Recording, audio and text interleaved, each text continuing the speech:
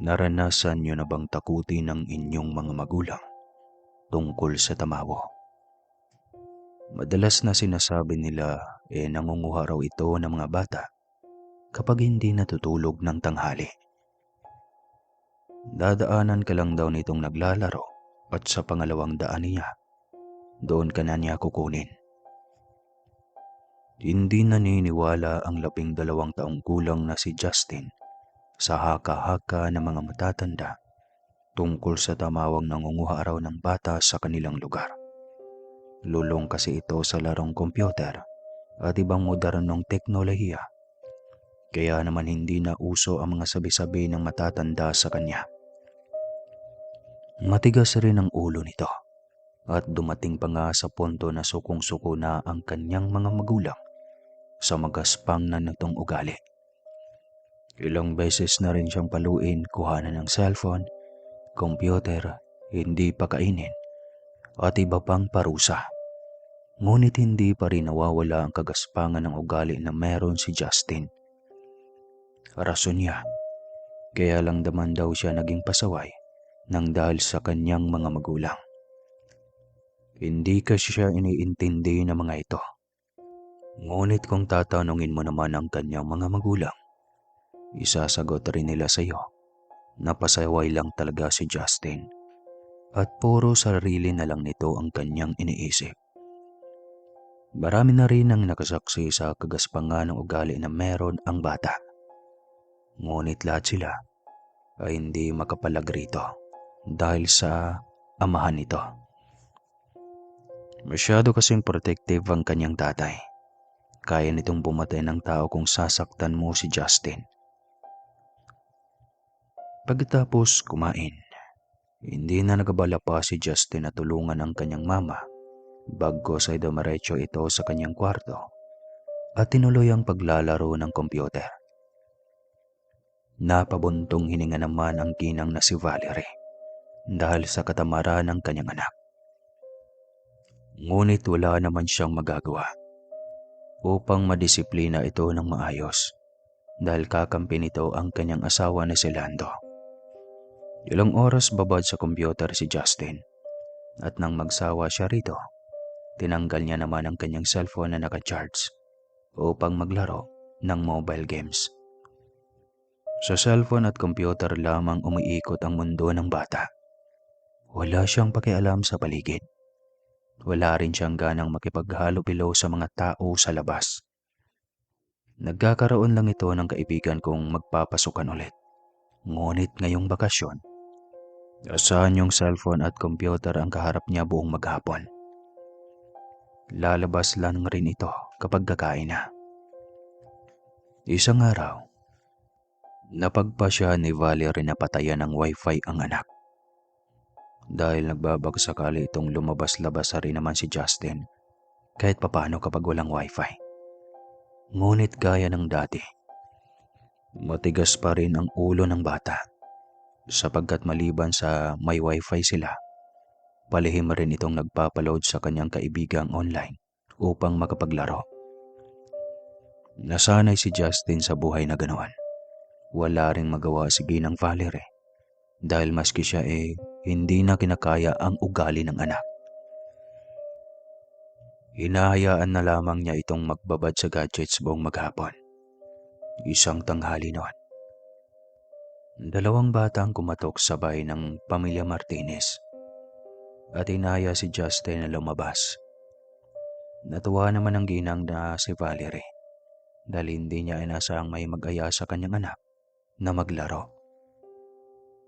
Matatanggal rin sa wakas ang mata ni Justin sa mga gadgets. Nako, hindi ko talaga inasang magkakaroon ng kaibigan ng anak ko rito sa lugar namin. Hindi nga lumalabas yun. Sige, pasok kayo at tatawagin ko lang siya. Wika ni Ginang Valerie at inakyat ang anak sa kwarto. Nabutan niyang abala ito sa paglilinis ng cellphone. Kaya napangiti siya dahil saktong kakatapos lang yata maglaro ng mobile games ni Justin. Oh, anong meron ma? May iutos na naman ba kayo? Naiinis na tanong ng bata at napakamot sa ulo. Nilapitan ni Valerie ang anak at hinawakan sa balikat to at saka ngumiti. Nagtaka naman si Justin sa ikinikilos ng kanyang ina. Ano ka ba anak? Hindi mo naman pala sinasabi sa akin na may kaibigan ka rito. Akala ko buong araw gadgets lang ang kaharap mo. Masayang wika ni Ginang Valerie. Napakunot noon naman si Justin dahil wala siyang matatandaan na kakilala o kaibigan niya rito sa kanilang lugar. Ima, wala ho. Hindi na naituloy ni Justin ang sasabihin nang bigla na namang magsalita si Valerie. Sobrang natutuwa talaga ang ginang dahil baka rito na magsisimulang matanggal sa gadgets ang kanyang anak. Huwag ka ng maraming salita, nasa baba na sila. Pinapasok ko dahil mainit. Saad ni Valerie. Naman, anong oras pa lang tanghaling tapat magaya silang maglaro. Sinong batang maglalaro sa labas ng ganitong oras? Tsaka, mamayang hapon na lang sabihan mo na lang sila. Mahabang litanya ni Justin at nilagay ang cellphone sa bahiga. Napabuntong hininga naman si Valerie at walang nagawa kundi lumabas ng kwarto ni Justin. Ngunit pagbaba niya, nagulat siya dahil wala na ang dalawang bata kanina sa sala kung saan niya iniwanan ang mga ito. Huminga naman siya ng malalim dahil sa pag-aakalang nainip at umalis na ang mga ito. Tinapos na lamang muna niya ang ginagawa bago tuluyang nagpasyang magpahinga. Samantalang si Justin ay bumangon pagkatapos niyang maramdaman na umalis na ang kanyang mama. Bumalik ulit ito sa pagkalikot ng cellphone at kinalaunan ay naglaro na. Habang abala siya sa paglalaro, tatlong katok ang kanyang narinig mula sa labas ng pintuan ng kanyang kwarto. Akala niya nung una ay si Valerie ang kumakatok, kaya hindi na lang niya ito pinansin. Ngunit nagtaka siya dahil walang tigil ang pagkatok ng kung sino mang tao na nasa labas ng kanyang kwarto. Padabog na tumayo si Justin ngunit nasa cellphone pa rin nakatutok ang kanyang atensyon. Binuksan niyang pintuan at isang malamig na hangin ang sumalubong sa kanya. Hindi naman iyon pinansin ni Justin at nang mapagtantong walang tao sa labas ng kanyang kwarto, hindi na siya nag-alinlangang isarado ito. Nakakainis talaga tong si Mama. Di na lang binuksan kaagad, umalis na. Sambit niya sa sarili at nagpatuloy sa paglalaro. Sa kalagitnaan ng kanyang paglalaro sa cellphone, nakaramdam siya ng antok kung kaya tinapos niya muna ang laro bago napagpa siyang matulog. Habang mahimbing na natutulog si Justin, hindi niya namalayan ang lumulutang na nilalang na may mga mahabang tenga, walang mata, walang ilong, mahabang buhok at may mahabang mga daliri ang nakatayo sa kanyang paanan at tila pinagmamasdan siya. Maya-maya pa, nawala rin iyon nang gumalaw si Justin. Kinahaponan, nagising si Justin at tila wala sa sarili dahil nananamlay at namumutla ito. Ramdam rin ng batang lalaki ang panghihina ng kanyang katawan. Tinawag niya na rin ang kanyang mama, ngunit pagkaramdam niya, pati ang kanyang boses ay nawawalan rin ng lakas. Napabuntong hininga si Justin at napagdesisyon ng humiga na lamang ulit at hintayin na lang bisitahin siya ng kanyang mama. Hindi rin kasi siya makagalaw dahil pati ang kanyang mga tuhod ay nangangatog na rin. Habang nasa mahimbing na pagtulog si Justin, nagpakita na naman ulit ang nilalang. Ngunit sa mga oras na to, ay nasa panaginip siya ng bata. Samantala, si Justin naman ay tila nawawala sa kawalan dahil sa kinakatayuan niya ngayon. Laking pagtataka niya dahil ang pagkakatanda ni Justin, natulog lamang siya ngunit bakit napunta siya rito sa isang silid na puro itim ang kulay ng pader. Sumisigaw na rin siya ng tulong ngunit walang boses ang lumalabas sa kanyang bibig. Doon na siya nagsimulang mag-hysterical. Tumakbo siya ng tumakbo ngunit pagkaramdam niya, walang katapusan ang silid na ito. Sa kalagitnaan ng kanyang paglalakad, may naaninag siyang figura ng isang nilalang na nakalutang sa ere. Hindi nagkaksaya pa ng panahon si Justin upang lapitan at hawakan ito dahil alam niyang hindi ito tao. Napabalikwas naman sa pagbangon si Justin na naliligo sa sariling pawis. Habol hininga ito dahil pagkaramdam niya ay nilulunod siya sa masamang panaginip kanina. Aalis na sana siya ng kama ngunit doon niya lang napansin ang hindi pala makagalaw ang kanyang mga paa. Nanginig sa takot ang bata at sumisigaw ng saklolo. Dali-dali namang rumasponde si Valerie nang marinig ang sigaw ng kanyang anak. Nang makapasok ito sa kwarto ni Justin, doon niya lang naabutan na umiiyak ito at tinuturo ang kanyang dalawang mga paa. "Anong nangyayari, anak? Bakit ka sumisigaw ng tulong?" Natatarantang tanong ni Valerie. Wala namang matinong maisagot si Justin. Bagkus ay nagsimula itong umiyak.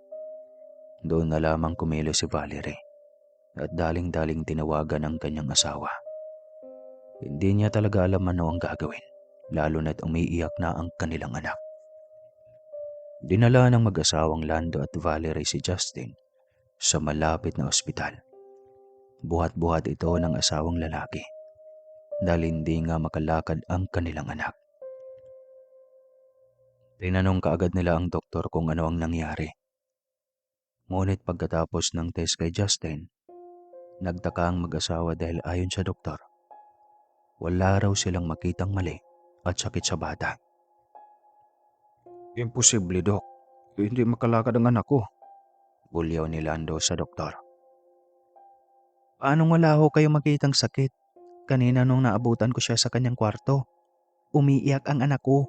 Namumutla rin siya kaya alam naming may sakit siya," sabat naman ni Valerie.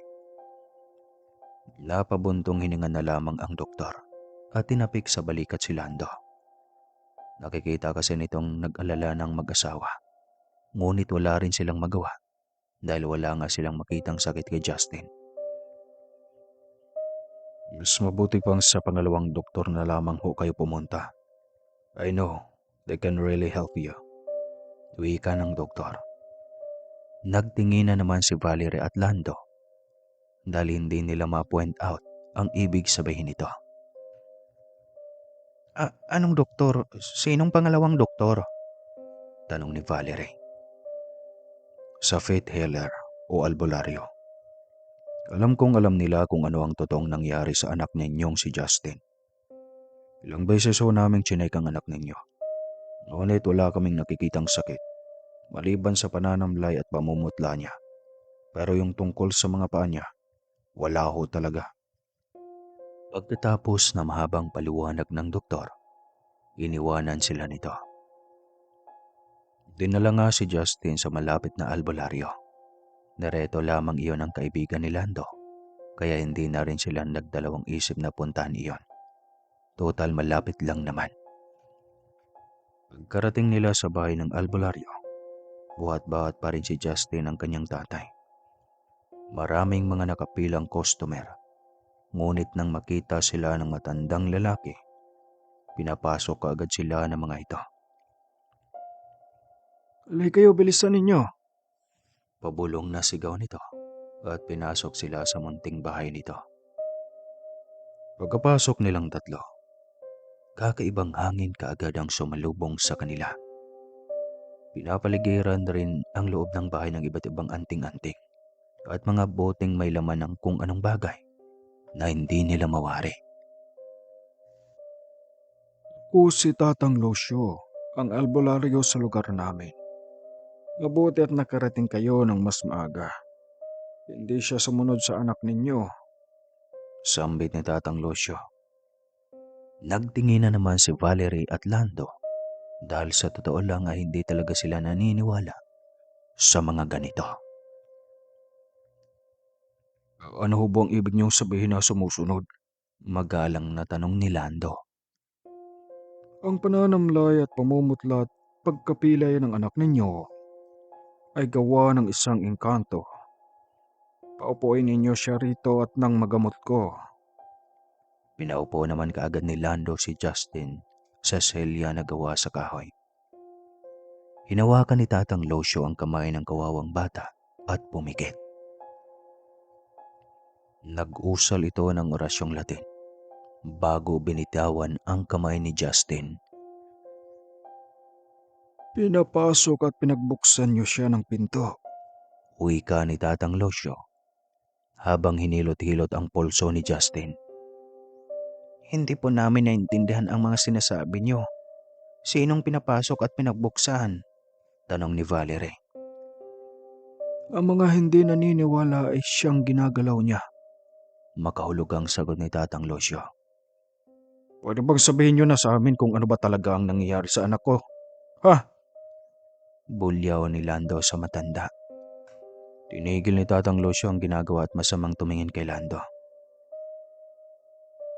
Masamang budhi. Masyado mong ginagawang bata ang anak mo, kaya siya nagustuhan ng isang tamawo. Hindi alam ni Lando ngunit pagkaramdam niya. Bigla siyang nagising sa isang malalim na pagtulog nang marinig ang sinabi ni Tatang Losyo. Tumayo ang matanda at may kinuhang bote sa aparador.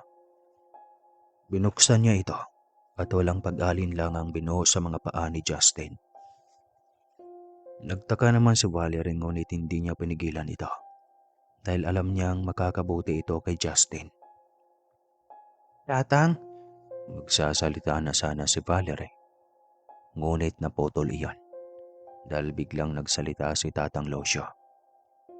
Ikaw ang ilaw ng tahanan ng nagbukas ng pintuan para sa kanya at sa kanila. Darating ang araw na hindi lang ganito ang gagawin nila sa anak ninyo. Baka makuha pa nila ito. Biglang nakaramdam ng takot si Valerie nang marinig ang mga tinagang iyon. Makalipas ang ilang minuto, pinauwi na sila ni Tatang dahil gumaan na ang pakaramdam ni Justin. Wala na ang pananamlay nito, ngunit hindi pa rin ito makalakad.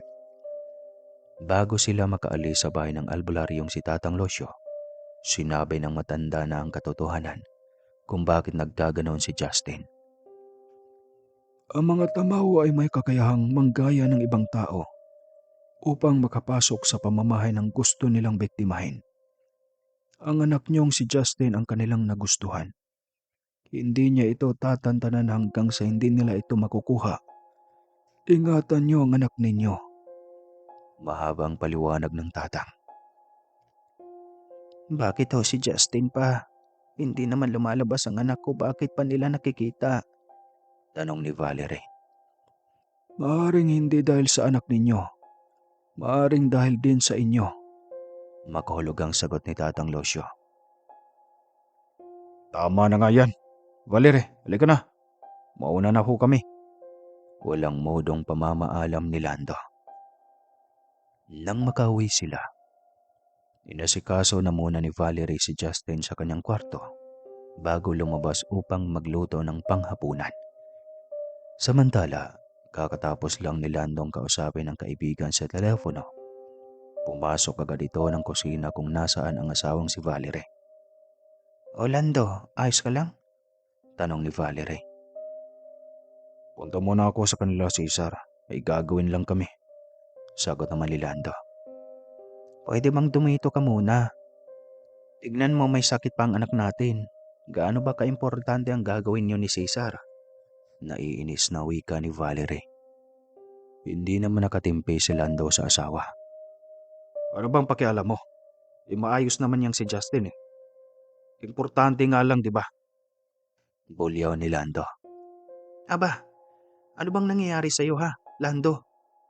Hindi na pinakinggan ni Lando ang asawa, bagkos ay umalis na lamang ito. Napabuntong hininga si Valerie at ipinagpatuloy na lamang ang ginagawa.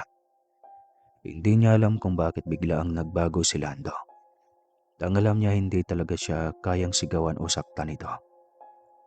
Mas lalong may pakialam pa nga ito noon kay Justin kung magkakasakit ang anak nila. Ngunit ngayon, pakaramdam ng ginang ay wala na. Pagkatapos magluto ni Valerie, inakyat niya muna si Justin sa kwarto nito. Ngunit napangiti siya nang madatnan niyang nagko-computer na ito. Anak, ayos na ba ang mga binti mo? Tanong ni Valerie. Oo, alis na muna kayo ma, baka maistorbo mo pa ako rito. Napawi ang ngiti ni Valerie dahil sa inasta ni Justin. Gusto niyang sigawan at sumbatan ito, ngunit hindi niya magawa dahil wala naman talaga sa buong pagkatao niya ang magwala at magingay ng sobra-sobra, lalo pa sa anak kahit pasaway ito. Lumabas na lamang siya at isirarado ang pintuan ng kwarto ni Justin. Gustong tumulo ng mga luha niya ngunit hindi niya iyon magawa sapagkat naghalo-halo na ang emosyong kanyang nararamdaman. Lumabas na lamang siya ng bahay at nagpahangin saglit. Doon tinatanong niya ang kanyang sarili. Hindi pa ba ako sapat na maging isang ina?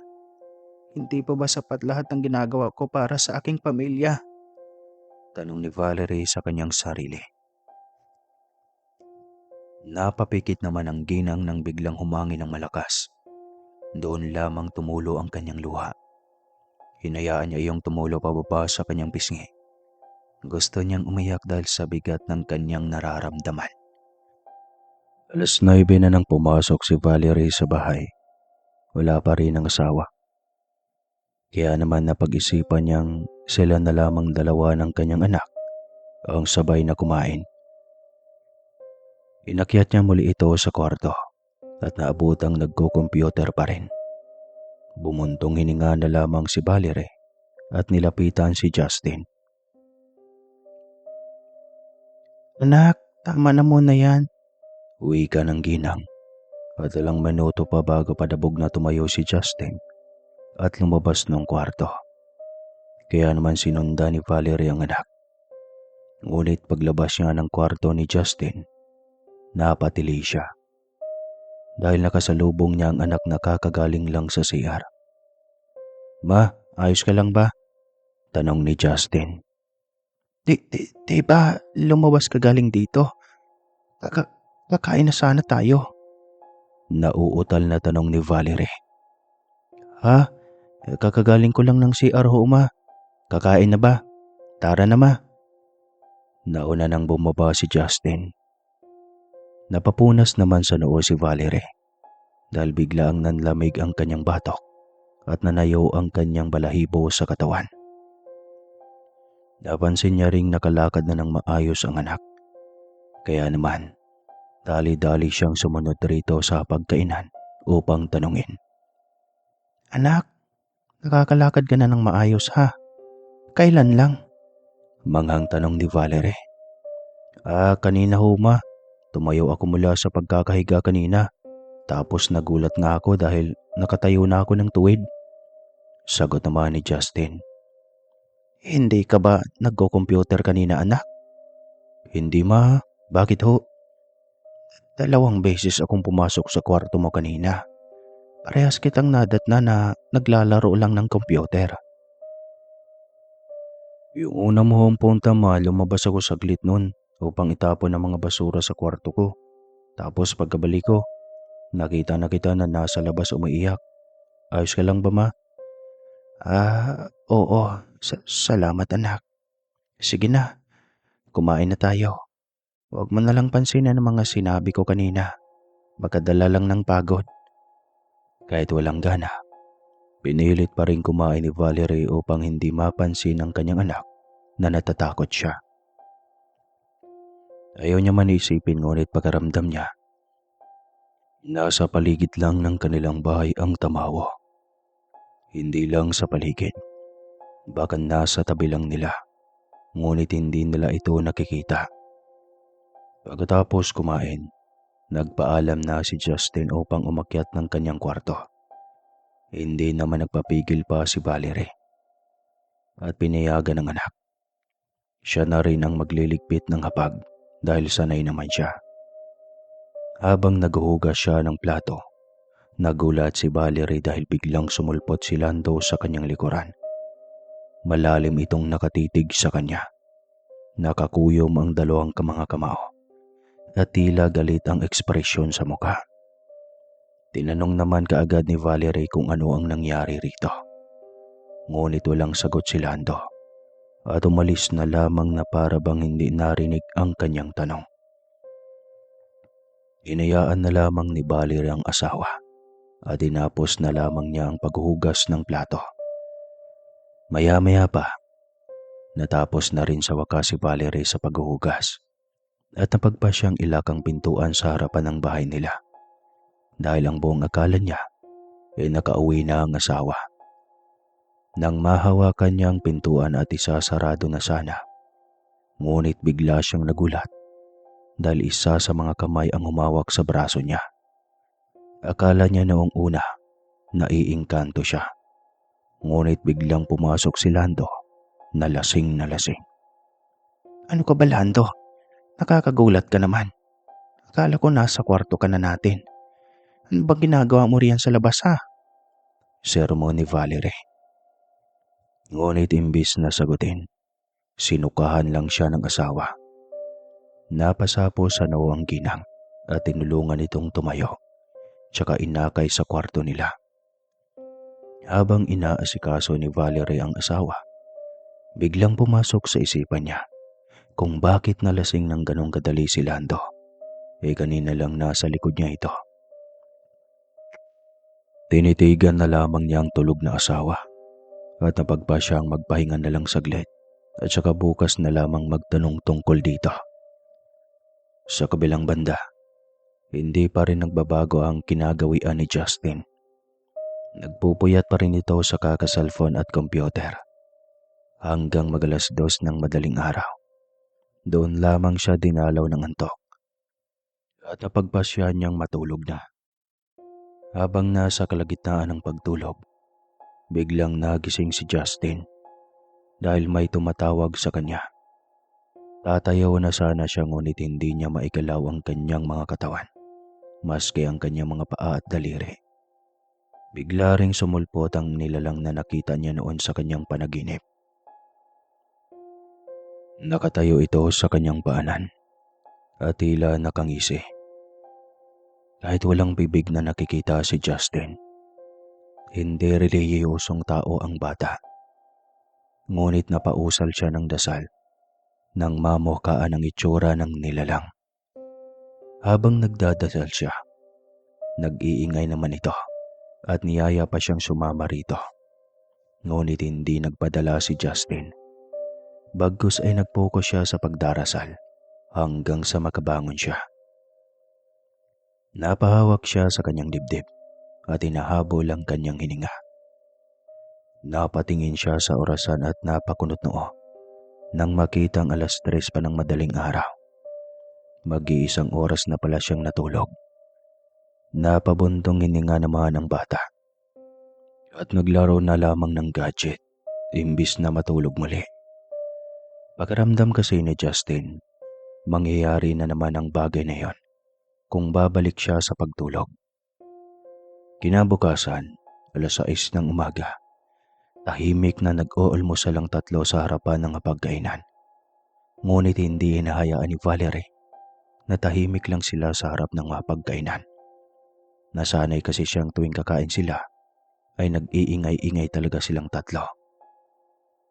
Lando, pwede mang magtanong, saan ka galing kagabi? Lasing ka? Tanong ni Valerie. Siyempre, kay Cesar, saan pa ba dapat? Pilosopong sagot ni Lando. Yun ang importante niyong gawin? Napasabunot sa sariling buhok si Lando dahil sa katanungan ni Valerie. Kakatapos lang namin gawin ang trabaho bago kami uminom. Bakit ba tanong ka ng tanong, babae, ha? Bulyaw ni Lando na ikinagulat ni Justin. Kaya naman napagsabihan niya ang kanyang tatay. Pa, kumalma naman kayo. Isa ka pa. Manahimik ka kung ayaw mong sungal-ngalin ko yung bibig mo. Tagal-tagal naming nagtiis sa ugali mong bata ka. Mabuti ngang iningkanto ka at nang mabawasan niyang magaspang mong ugali. Pre! Padabog na tumayo si Lando at tinapon ang pagkain sa sahig. Wala namang nagawa si Valerie dahil sa takot siya kay Lando. Ngunit iisa lang ang ipinagtataka nilang dalawa ni Justin. Bakit nagbago bigla si Lando? Habang naglilinis ng kusina si Valerie, biglang lumapit si Justin sa kanya. Ikwento ng bata kung ano ang nangyari sa kanya kagabi at nais nitong doon na matulog si Valerie sa kanyang kwarto. Hindi naman tumanggi ang ginang. Dahil noon niya lang muling narinig na magpapasama sa pagtulog ang bata. Mukha ngang nagbabago na ang kanyang anak. Ma, bakit kaya nagkaganon si Papa? Nang dahil ba sa akin, Ma? Inosenteng tanong ni Justin. Anak, huwag kang mag-isip ng ganyan.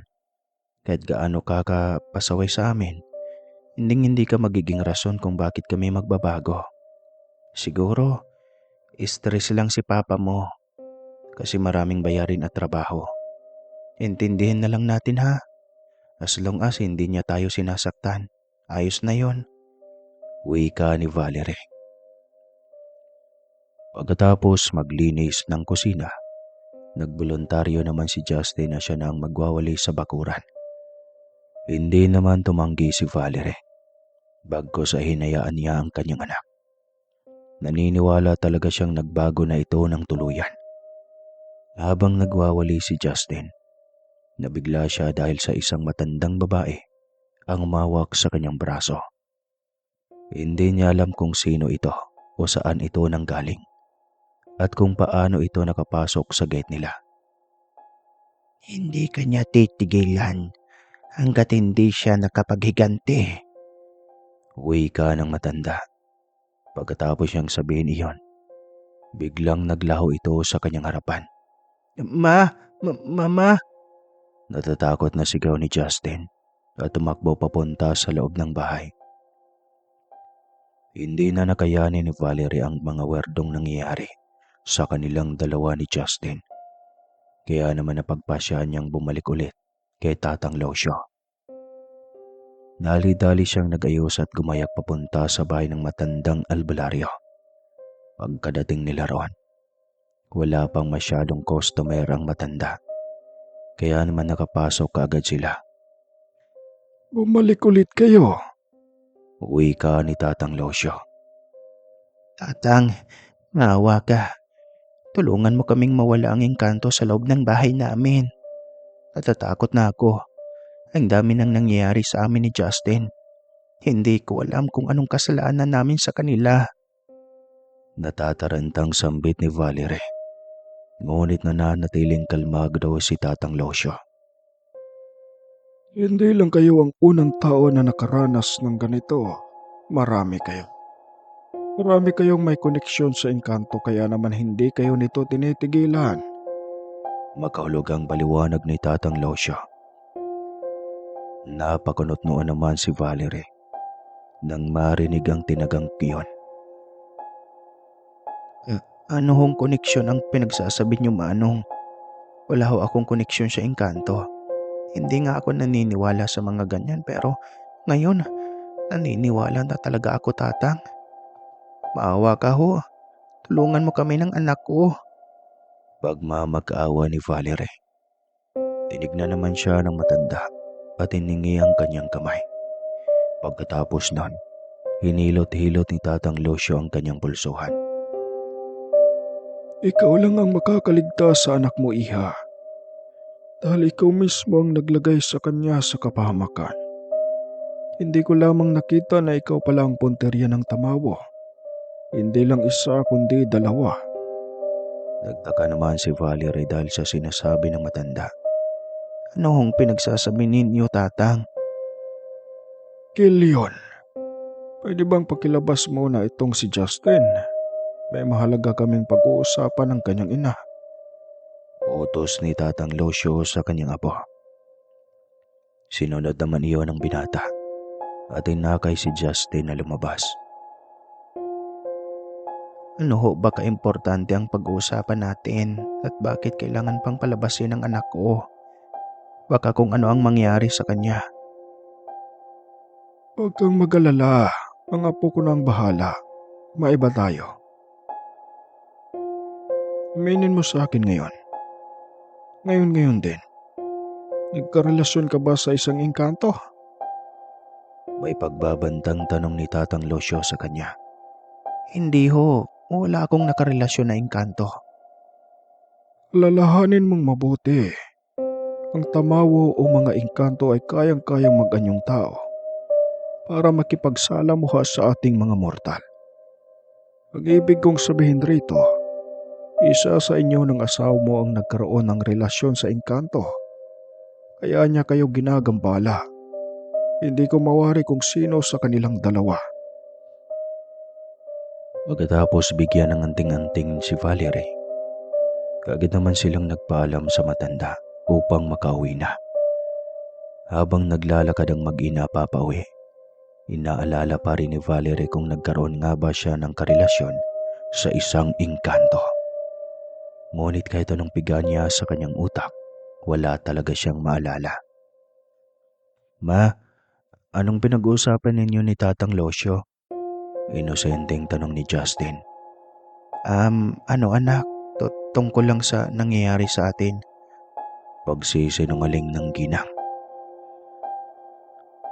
Napatigil naman sa paglalakad si Justin nang makita niyang pamilyar na figura ng lalaki na may kayakap na sexy at magandang babae. Hinalikan pa nito ang babae bago tuluyang umalis. Anak, ayos ka lang ba? Tanong naman ni Valerie. Napabuntong hininga si Justin at ngumiti ng pilit upang ipakita na ayos lang talaga siya. Pagka-uwi nila, sakto namang kakarating lang din ni Lando, kaya naman pinapasok muna ni si Justin ang kanyang ina sa kwarto niya upang hindi marinig ang kanilang pag-uusapan. Umupo naman si Justin sa kama at akmang kukunin na ang cellphone. Ngunit naalala niya ang kagaspangan ng ugali niya dahil lang sa gadgets. Binitawan na lamang niya iyon at huminga ng malalim, tsaka humiga ng kama. Ngunit napatali siya sa gulat dahil biglang may sumulpot na kung anong nilalang sa itaas ng kesame. Napatayo naman si Justin sa takot at akmang aalis na ng kwarto niya. Ngunit biglang nagsalita ang nilalang. Huwag kang matakot. Nandito ako upang tulungan kayo. Isa nga pala akong tamawa. Wika ng nilalang. Kahit nanginginig sa takot, pilit pa ring nilingon ni Justin ang nilalang. Bakit ka nandito? Anong klaseng nilalang ka? Natatakot na tanong ni Justin. Kasasabi ko lang, isa akong tamawa.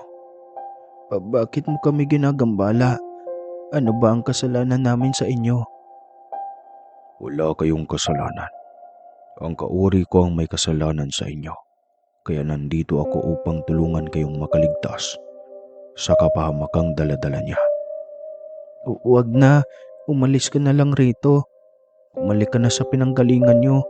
Tigilan nyo na kami. Babalik ako sa aming panandalian pero asahan mong kapag kailangan nyo ng tulong laban sa kanya, ililigtas ko kayo. Ako nga pala si Almon. Pagkatapos sabihin ni Almon yun, bigla itong naglaho sa harapan ni Justin. Doon naman ulit nawala ng malay ang bata. Mukhang narinig rin ni Valerie ang kalabog galing sa kwarto ng anak. Kaya naman dali-dali siyang umakyat upang tignan. Naabutan niyang nakahandusay ang walang malay na si Justin na siyang ikinagulat ng ginang. Lando! Lando ang anak natin! Sigaw ni Valerie. Pagkatapos gamutin ng albularyong si Ginang Jose ang walang malay na si Justin, kaagad niyang kinausap si Valerie tungkol sa nangyayari sa kanyang anak. Si Ginang Jose ay isang albularyang gumagala kung saan-saan upang manggamot ng mga iniingkanto, inaaswang at iba pa. Mabuti na lamang at nakita niyo ako kanina. Ang tungkol pala sa anak mo, ang nakita kong engkanto kanina sa pagtatawas ko ay isang tamawo. Gusto siya nitong kunin dahil isa sa inyo ng asawa mo ang nagkasala sa kanila. Kaya bumabalik siya ngayon upang paghigantihan kayo. Kaya nawala ng malay si Justin sapagkat kinausap niya ang tamawo. Naninibago ang kanyang katawan kung kaya nawalan siya ng malay. O di kaya minsan nananamlay at namumutla siya. Paliwanag ni Ginang Josie. Salamat ho. Mas mabuti pang tanungin mo ang asawa mo. Baka nang dahil sa kanya, kaya nalagay sa kapahamakan ng iyong anak. Pabulong na wika ni Manang Josie. Pero sabi po ng isang albularyo, ako ang naglagay sa kapahamakan ng aking anak. Maaring oo, pero subukan mong kausapin ang iyong asawa. Baka siya rin o di kaya'y kayong dalawa ang dahilan. Biglang nangilabot si Valerie nang marinig ang sinabi ni Ginang Josie. Nang makaalis ang albularya, kaagad na rin namang kinompronta ng ginang ang asawa para sa kapakanan ng kanilang anak. Tinanong niya ito ng mahinahon tungkol sa pagkakaroon ng koneksyon sa isang engkanto. Ngunit bunolyawan lamang siya ng asawa at muling iniwan. Sa kabilang banda, muling nagising si Justin sa isang di pamilyar na lugar. Wala na siya sa maitim na silid kundi nasa isang magandang lugar na siya na pinapalibutan ng magagandang bulaklak at tanawin. Napatanong na lamang si Justin sa kanyang sarili kung dinala ba siya ng kanyang mga magulang rito.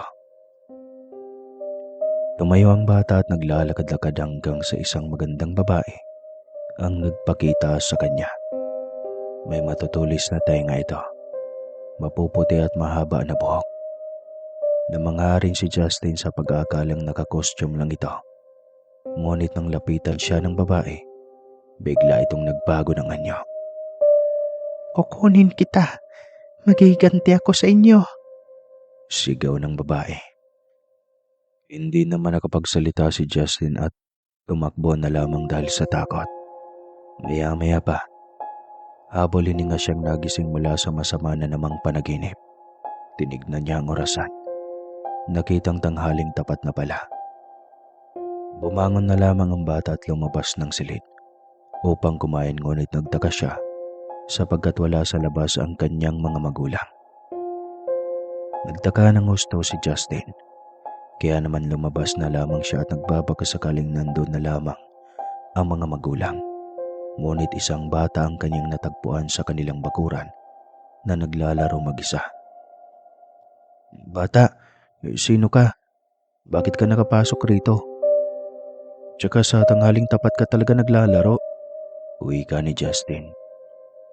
Naniniwala ka ba na tuwing tanghali gumagala ang mga tamawo? Tanong ng bata, ngunit nasa paglalaro nito ang kanyang atensyon. Hindi ko alam. Hindi ko naman sila nakikitang kumukuha ng mga bata.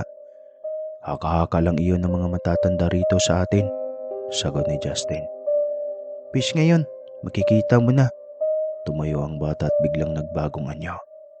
Tsaka inatake si Justin. Huwag, tama na. Tigilan mo na ako.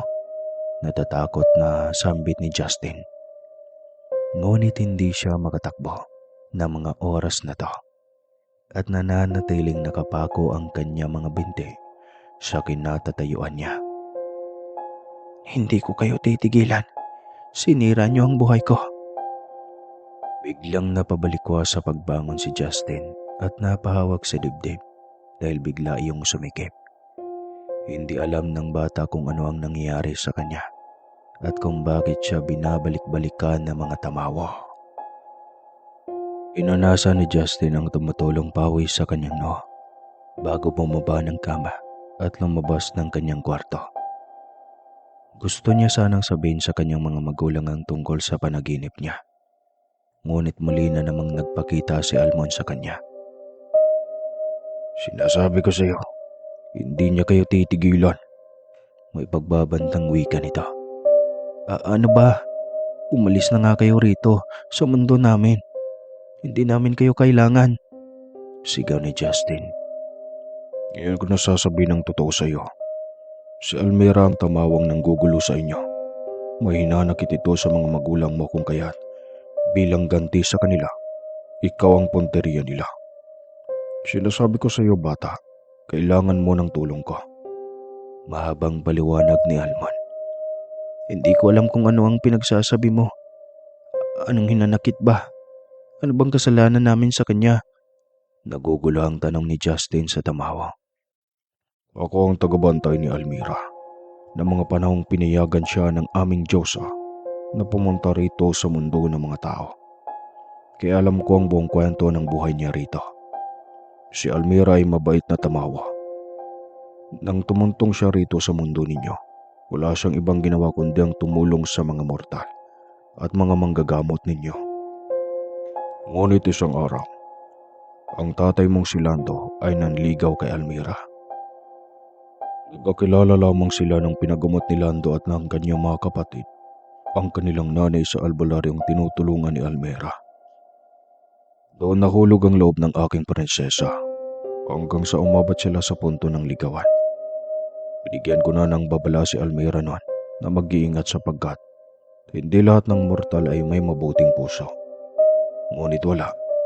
Hindi siya nakinig at pinagpatuloy ang relasyon kay Lando. Hanggang sa isang araw, sinugod na lamang siya ng buntis na asawa ni Lando. At walang iba kundi ang iyong inay. Dinamdam ni Almira ang sakit na yun dahil buntis rin siya. Ngunit isang gabi palihim silang nagkita ni Lando. At doon na maalam ang iyong tatay dahil nakapagdesisyon na ito na ang iyong nanay ang kanyang pipiliin. Pagkatapos ng ilang buwan, ipinanganak ang ngunit namatay naman ang pinagbubuntis ni Almira. Kaya naman doon siya nagsimulang magtanim ng galit sa mga tao at nagsimulang magasik ng lagim dito sa mundo ninyo. Mahabang paliwanag ng tamawang si Almon. Hindi naman na makapaniwala ang batang si Justin dahil sa kanyang murang edad. Marami na siyang nalalaman tungkol sa kanyang mga magulang na hindi dapat malaman ng katulad niya. Kaya ba hindi niyo ko tinitigilan? Tanong ni Justin. Oo, kaya upang mapigilan siya, kailangan natin buksan ang lagusan papunta sa mundo namin. Sapagkat sinira ito ng Diyosa dahil nalaman niyang nagkaroon ng relasyon si Almira sa isang tao at nagbunga pa ito. Kailangan natin iyon buksan upang tulungan ng maputol ang kasamaan ni Almira rito. Pagkatapos sabihin niyon, biglang naglaho si Almon sa kanyang harapan. Tinawag naman iyon ni Justin, ngunit huli na. Nalindi na muling nagpakita si Almon. Sakto namang biglang pumasok si Valerie upang iyayaan sanang kumain si Justin.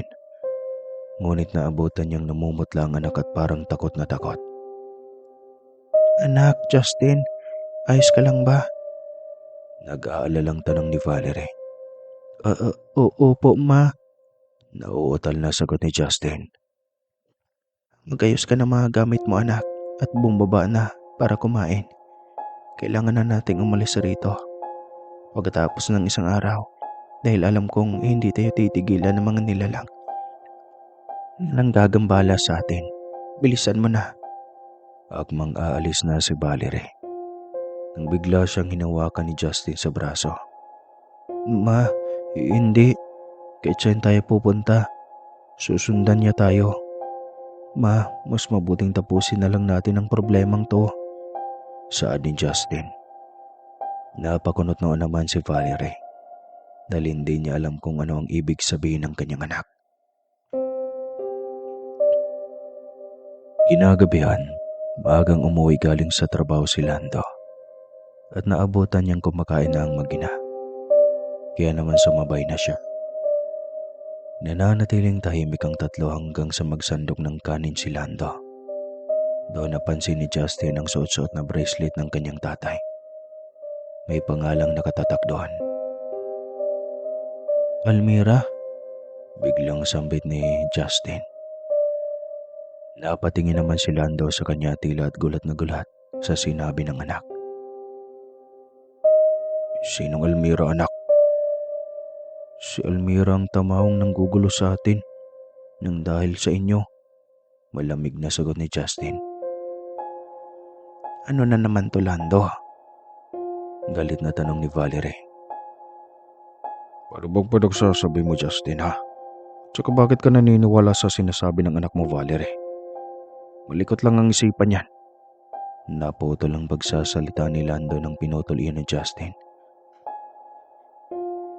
Si Almira ang tamawang nanggagambala sa akin, sa atin. Kaninang tanghali, nagbakita siya sa panaginip ko. Paulit-ulit niyang binabanggit na maghihiganti siya. Dahil sinira-unaw natin ang buhay niya. Si Almira ang babaeng binuntis mo noon pa at iniwan para sa amin ni Mama. Hindi nakapagpigil pa si Lando at biglang nasampal si Justin. Doon na rin umaksyon si Valerie at pinigilan ng asawa. Ano ba, Lando? Nahihibang ka na ba, ha? Sigaw ni Valerie. At naniniwala ka sa mga sinasabi ng anak mo? Oo, dahil siya lang naman ang babae mo noong mga panahong pinagbubuntis ko si Justin. Napatakip naman ang tenga si Justin at dali-daling umakyat sa kanyang kwarto. Doon siya magulgol ng iyak dahil hindi niya inasang ganito palang sitwasyon ng kanilang pamilya. Nakatago lamang ang mga nakaraan sa isang kusina na tinatakpan ng kortina upang walang makakita. Ilang minuto pang makalipas, isang kalabog ang narinig ni Justin na siyang ikinagulat niya. Dali-dali siyang tumayo at bumaba upang silipin kung ano ang nangyayari sa dalawa. Ngunit pagkababa niya, wala siyang naabutan kahit ni isa sa kanyang mga magulang. Doon na kinabahan ng bata at pinaghanap si Valerie at Lando hanggang sa napadpad siya sa labas ng kanilang bahay. Mama! Agulgol na iyak ni Justin. Sa kalagitnaan ng kanyang pag-iyak, muli na namang sumulpot si Almon. May galit na sa kamukha nito at tila alam ang nangyayari ngayon sa pamilya ni Justin. Ginawa niyo ang mga magulang mo. Biglang napalingon si Justin sa boses na sumulpot sa kanyang likuran. Doon tumambad si Almon sa kanya. Hindi naman nagdalawang isip si Justin na manghingi na ng tulong rito dahil para sa kanya, sapat na ang ipinakita ni Almon upang pagkatiwalaan niya ito. Dinala siya ni Almon sa isang kagubatan. Hindi niya alam kung saan ang eksaktong lugar dahil ginamitan siya ng tamaw ng isang kapangyarihan upang madala sa lugar na kanilang pupuntahan. Naglakad sila ng kaunti hanggang sa makarating sila sa isang malaking pabilog na bato. Doon maraming mga nakasulat na hindi maintindihan ni Justin. Ito ang lagusan na sinira ng aming Diyosa para kay Almira. Panimula ni Almon.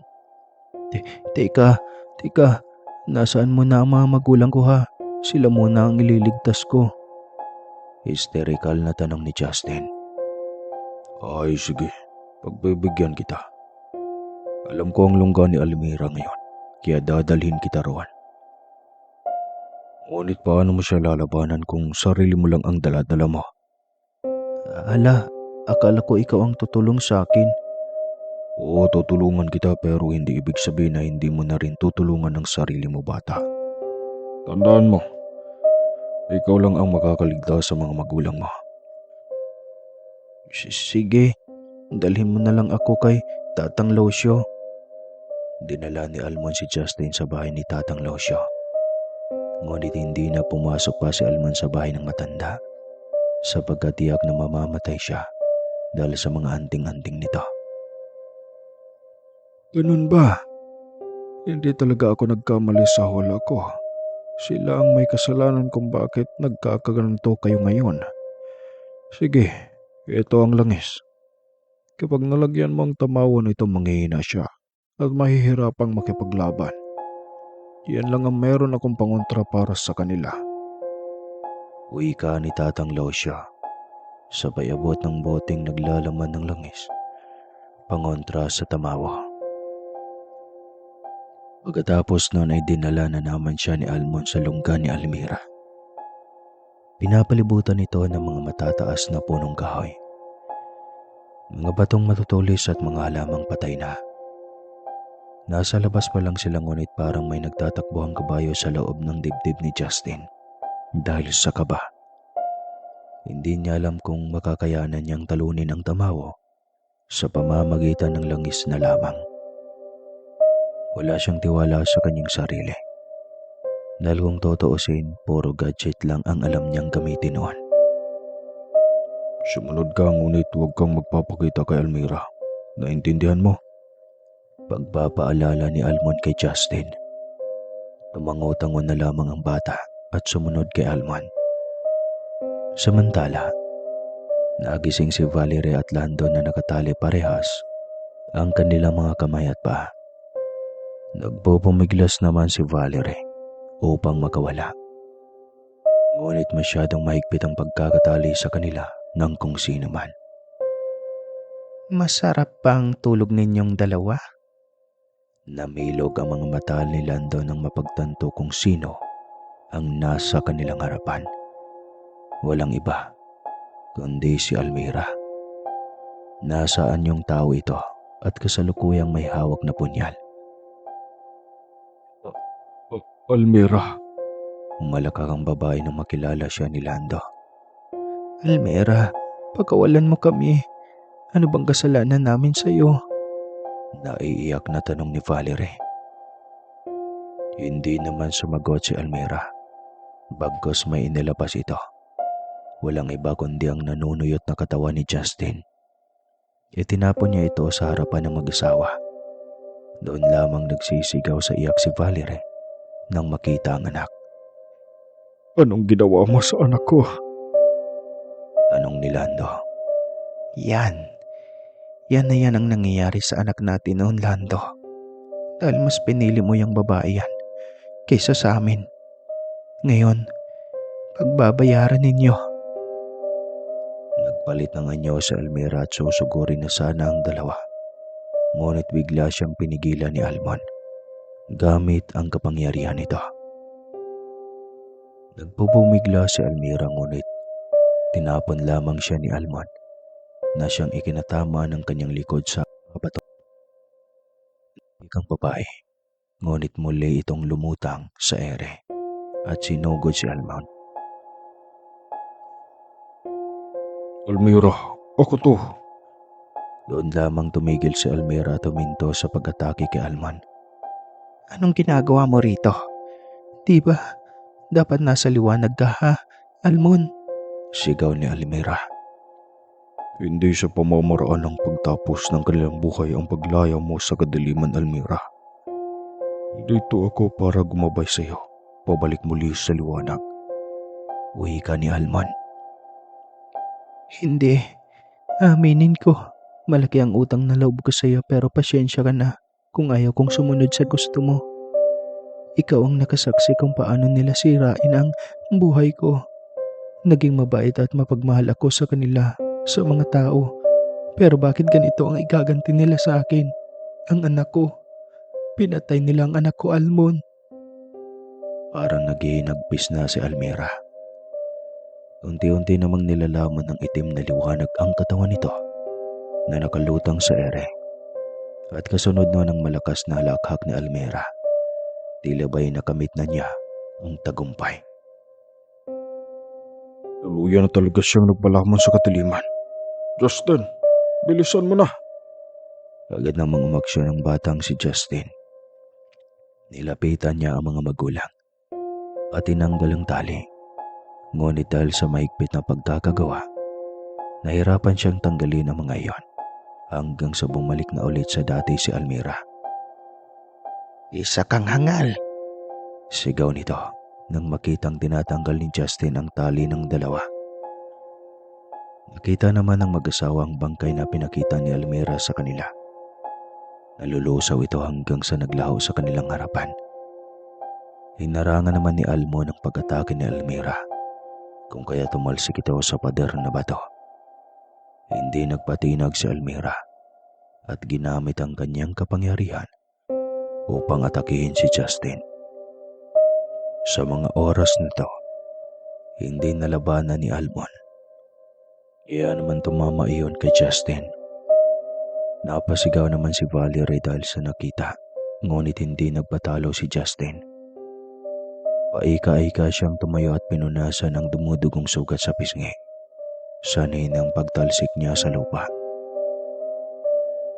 Nang makita ni Almon na aatake ulit si Almira, inilabas na nito ang kanyang kapangyarihan at ginamit upang maprotektahan si Justin. Sige na, Justin. Ako nang bahala kay Almira. Bilisan mo na. Kailangan niyo nang umalis dito. Utos ni Almon. Pero yung pangontra kay Almira, kailangan itong maibuhos sa kanya. Sigaw naman ni Justin. Hindi na. Ako nang bahala sa kanya. Ibuhos mo na lang yan sa lagusan na pinuntahan natin. Lumabas na kayo rito at naghihintay na ang alaga ko upang dalhin kayo roon. Ikaw nang bahala, Justin. Tumango-tango naman ang bata at muling bumangon. At saka tinanggal ang tali ng mga magulang. Nang matanggal na niya ito, lumabas na agad silang ngunit bago si Justin makaalis. Nagpasalamat muna siya kay Almon at hinubad ang kanyang kwintas at saka inahagi sa paanan nito. Kagaya ng sinabi ni Almon, may isang malaking kabayo ang naghihintay sa kanila. Dali-dali silang sumakay at mabilis sila nitong dinala sa lagusan.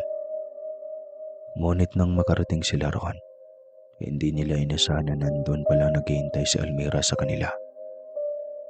Anong ibig sabihin nito? Nagtatakang tanong ni Valerie. Akala niyo sa aming mga tamawo, mahina kong lumaban. Wala na si Almon, kaya malaya ko na kayong mapapatay. Lalo ka na, Lando. Kayo ang sumira ng buhay ko. Pagkatapos sabi ni Almira ang mga tinagang iyon, inatake nito si Lando. Mabuti na lang at may alam sa martial arts ang lalaki. Kaya naman nakaganti siya ng atake kahit papano. Ngunit sa una lang yon, dahil tamawo si Almira kaya mas malakas ang pwersa nito kaysa kay Lando na tao. Hindi naman nag-aksaya pa ng panahon si Justin at binuksan ng langis. Hindi niya alam kung saan ito ibubuhos dahil dalawa ang ibinigay ni Almon na pagpipilian, kay Almira o sa lagusan. Habang pinapanood ni Justin kung paano saktan ni Almira ang kanyang mga magulang, halos madurog at mabitawan niya ang bote ng langis. Gustong-gusto niyang lumaban kaso sa murang edad at bata niyang katawan, tiyak na matatalo lamang siya kay Almira, lalo na tamawo ito. Lumilipas ang minuto, patuloy pa ring lumalaban ang mag-asawa, samantalang si Justin naman ay hindi alam ang gagawin. Ngunit naalala niya ang sinabi ni Almon na hindi ibig sabihin na tutulungan siya nito. Hindi niya tutulungan ang kanyang sarili. Siya lang ang makakaligtas sa kanyang mga magulang. Doon lang nabuhayan ng lakas ng loob at utak si Justin. Kaya naman kumuha siya ng panlaban at binato iyon kay Almira. Hoy tamawo, dito sa akin. Sigaw ni Justin. Tumawa naman ng malakas si Almira at tinuon ang atensyon kay Justin. Napansin ni Valerie ang balak gawin ni Almira sa anak niya, kaya naman, kahit labag sa loob, ginawa niya ang hindi dapat gawin. Nang makita ni Justin na aatake na si Almira, gamit ang kapangyarihan, doon niya na inihanda ang bote na may lamang langis at planong ibubuhos kay Almira ang langis upang manghina ito. Ngunit hindi iyon nangyari sapagkat natagpuan niya na lamang si Valerie na ginawang pananggang sariling katawan upang maprotektahan lamang siya. Valerie, hindi. Sigaw ni Lando. Umalakak naman si Almira, ngunit dahil sa galit ni Justin, hindi na siya nag-aksaya ng panahon na ibuhos sa tamawo ang langis. Nang maramdaman ni Almira na umiinit ang kanyang katawan, doon niya siya nagsisigaw hanggang sa bumagsak siya sa lupa at tuluyang nanghina. Agad na rin namang nilapitan ni Justin ang ina at niyakap ito ng mahigpit habang naghihingalo.